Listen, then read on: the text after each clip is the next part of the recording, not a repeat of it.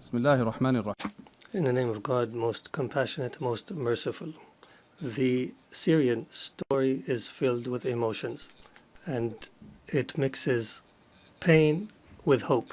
The Syrian story is a story of struggle between good and evil, and between the weak right cause that has no supporter except God. Our story is one of the lessons of history, and it is an embodiment of noble human meanings and values in this eternal struggle between good and evil. We find the Syrian story that tells a new chapter of the struggle, one filled with creativity and determination and patience and torture and pain and sacrifice and clinging on to noble customs and values and hard work and relying on God. All these are tools for truth against injustice and falsehood.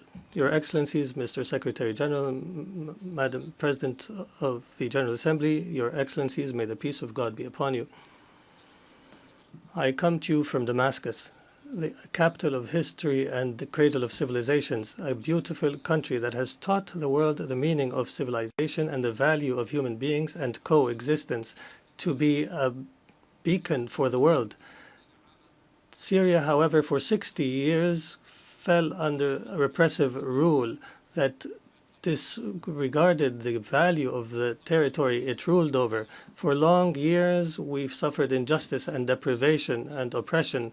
Then we rose in claiming our dignity. The previous regime has used the worst kind of torture against our people, chemical weapons and bombardment and torture in prison and displacement and sectarian strife, and used drugs against our people and the world.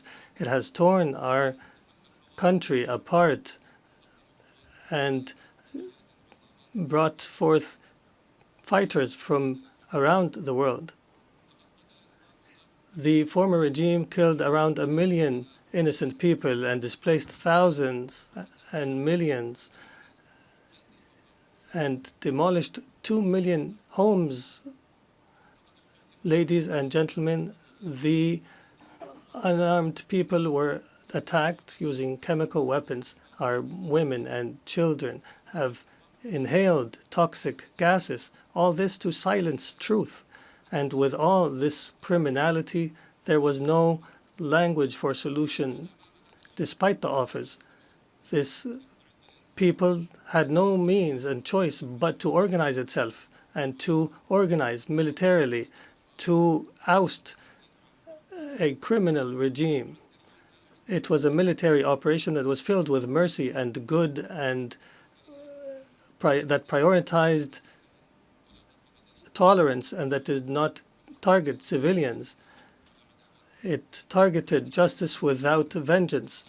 We restored our right and we became victorious for sake of our grievances. We were victorious for the mothers of martyrs and for all of you, people of the world, for the future of our children and yours. And we paved the way for the return of refugees, and we destroyed the trafficking of drugs. Accordingly, Syria has transformed from an exporter of crisis to an opportunity for peace for Syria and the region. Ladies and gentlemen,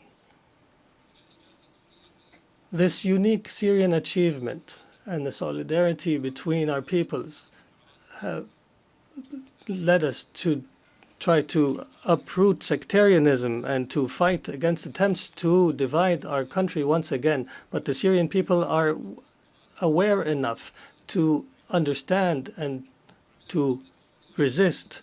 We formed commissions for fact-finding and granted access to UN fact-finding missions.